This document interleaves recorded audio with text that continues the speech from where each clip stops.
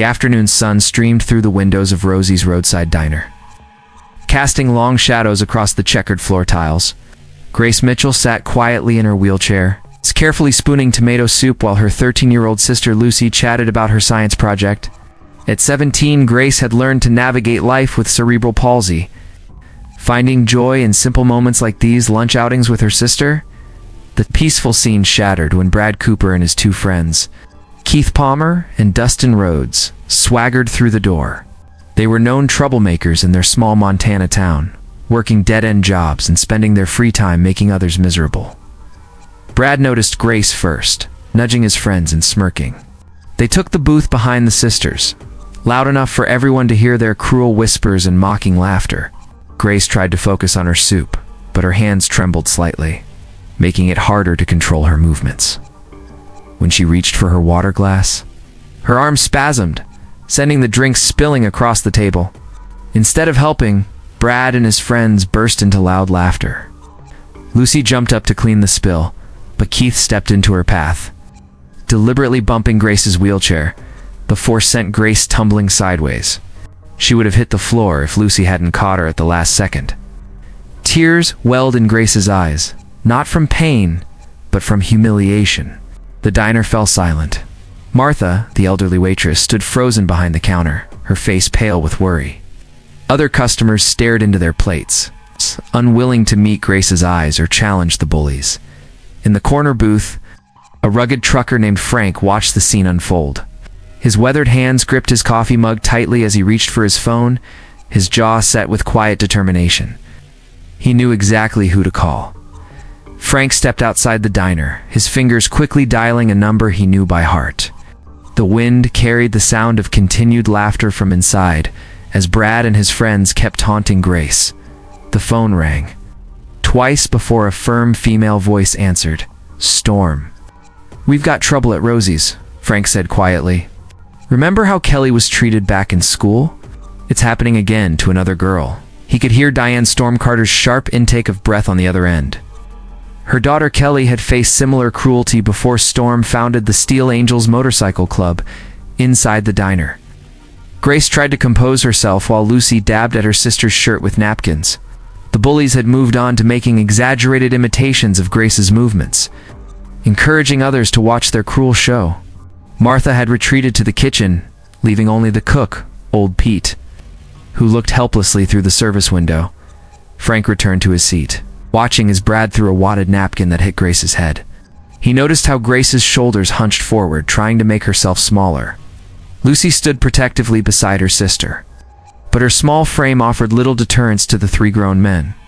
Through the diner's windows, Frank caught sight of security cameras mounted in the corners. He smiled slightly, knowing Storm would put those to good use. He'd seen her transform from a grieving mother into a force of justice in their community. The Steel Angels weren't just any motorcycle club. They included people from all walks of life who shared one mission: protecting the vulnerable. Frank checked his watch.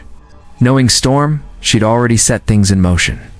He ordered another coffee, settling in to watch what would unfold. The bullies had no idea what kind of storm they just brought down upon themselves. The first rumble of motorcycles sounded distant, like approaching thunder. Brad and his friends were too busy entertaining themselves to notice, but Frank saw Grace's sister Lucy perk up at the sound. Within minutes, the rumble grew into a roar as 12 motorcycles pulled into the diner's parking lot. Diane Storm Carter led the group, her silver hair gleaming under the afternoon sun. Behind her rode Marcus, a retired judge, Patricia, an elementary school teacher, and Ben, a Marine veteran. The rest of the Steel Angels included a nurse, a business owner, and several other respected community members. The bell above the diner door chimed as they entered, leather jackets creaking as they moved. The bullies' laughter died in their throats. Storm took in the scene, Grace still trying to clean her shirt, Lucy standing guard, and the three men who now sat very still in their booth. The bikers spread out, taking strategic positions around the diner. Some ordered coffee, others simply stood, their presence filling the space with quiet authority. Martha emerged from the kitchen, slight smile playing on her lips as she recognized several of the riders as regular customers. Storm walked to the counter, speaking quietly with Pete, who nodded and disappeared into the back office. When he returned, he handed her something that made her smile, a small USB drive containing security footage from the past hour. Brad attempted to stand, but Marcus, the former judge, cleared his throat and shook his head. The message was clear. Nobody was leaving yet. The diner had transformed from a place of cruelty to a courtroom of sorts. With 12 jury members in leather watching and waiting, Storm pulled up a chair near Grace's table, her kind eyes meeting the young girl's surprised gaze. The real justice was about to begin. Storm walked calmly to the bullies' table, placing her phone in front of them. The screen showed clear images from the security footage: Brad pushing Grace's wheelchair, Keith throwing napkins, and Dustin mocking her movements.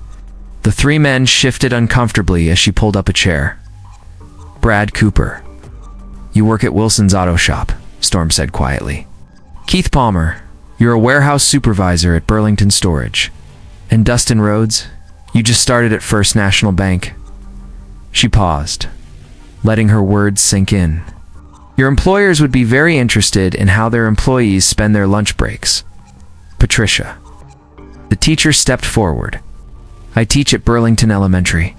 Your daughter starts school there next month, doesn't she, Keith?" Keith's face turned pale as he realized the connection. Marcus, the former judge, added, "I still golf with Judge Henderson every Sunday. He'd be very interested in reviewing that assault charge you dodged last year, Brad." The Steel Angels had done their homework. Each biker revealed their connections to the men's workplaces, families, and community organizations. Ben, the Marine veteran, mentioned his position on the local business council, where Dustin's bank president served as treasurer. Storm placed 3 business cards on the table. "We're giving you a choice. Option 1. You'll each personally apologize to Grace, then spend every Saturday for the next 6 months volunteering at the Disability Center. Option 2. These videos go public to your employers and to the police." The bullies looked at each other, their earlier bravado completely deflated. Brad reached for the business card with shaking fingers. Storm smiled, but her eyes remained stern. "We'll be watching. This town protects its own. Grace is now under our protection." The message was clear. Their actions would have consequences. One way or another, Storm walked back to Grace's table, carrying a wrapped package. Inside was a leather jacket, perfectly sized for Grace, with the Steel Angels emblem proudly displayed on the back. As Grace slipped it on, her face brightened with newfound confidence. The jacket wasn't just clothing, it was a symbol of protection and belonging. "Your family now," Storm said warmly. The other angels gathered around, sharing stories and making plans.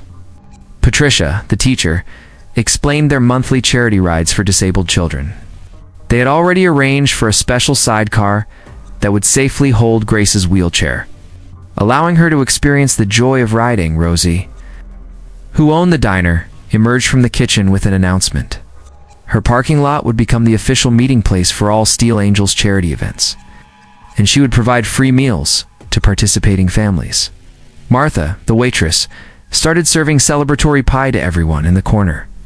Brad, Keith, and Dustin filled out their volunteer forms for the Disability Center.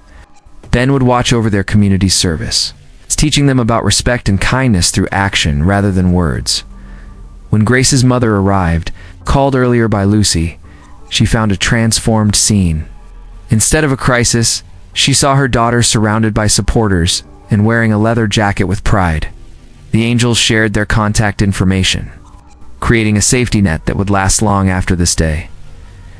The diner became filled with conversation as regular customers mingled with bikers, sharing food and friendship. Grace showed her new jacket to everyone who entered, standing taller with each passing minute. What began as an act of cruelty had sparked something powerful, a community standing together, protecting its own. And showing that kindness could overcome hatred, the Steel Angels had turned a moment of darkness into a lasting light of hope and protection.